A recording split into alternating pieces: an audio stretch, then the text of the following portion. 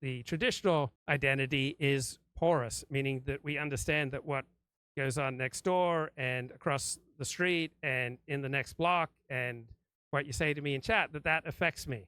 That I don't have a buffered identity. I have a porous identity where everything that's going on around me affects me. So therefore, I have a strong incentive to try to reduce pollution and sources of contagion and try to maintain as much law and order and cleanliness as possible in the public square. So liberals in this conservative claims of cultural oppression mindset despise unreflective common sense, because liberals venerate the buffered identity, the morality of the courtier, who takes into account every different group and how they might be affected by his words and actions.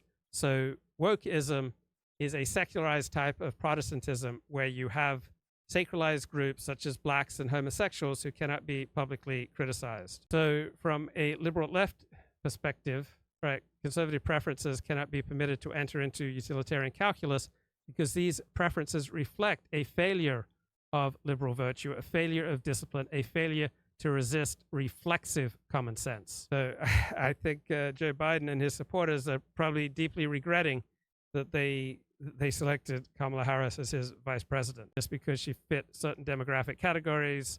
She could identify as black because she had somewhat darker than average skin, and she's Asian, right? She has at least, one Indian parent.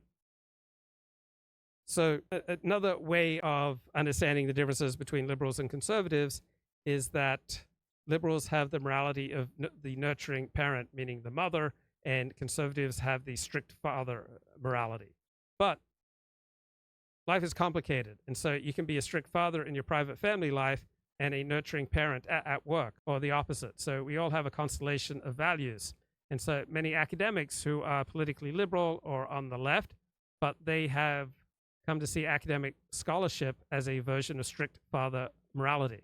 So scholarly life has been neurally bound by that strict father morality. So academics see that there are intellectual authorities who maintain strict standards for the conduct of scholarly research and for reporting on such research, and that it is unscholarly for someone to violate these standards, and therefore young scholars require a rigorous training to meet these scholarly standards. So conservatives defend common sense and individual self-reliance against liberal claims of expertise and professionalism, right? So liberals look for truth from science and from expertise.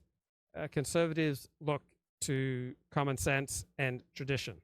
Americans originally had a self-understanding that they lived in the promised land of common sense, but our cognitive elite wants to undercut that. It wants to erode the spirit of cognitive egalitarianism, where on our own we can figure out what is true much of the time, right? They want to move away from traditional American conceptions where the common people could figure out right and wrong and truth from falsehood, right? Because the elites see the common people as too easily manipulated by Fox News and intellectual charlatans.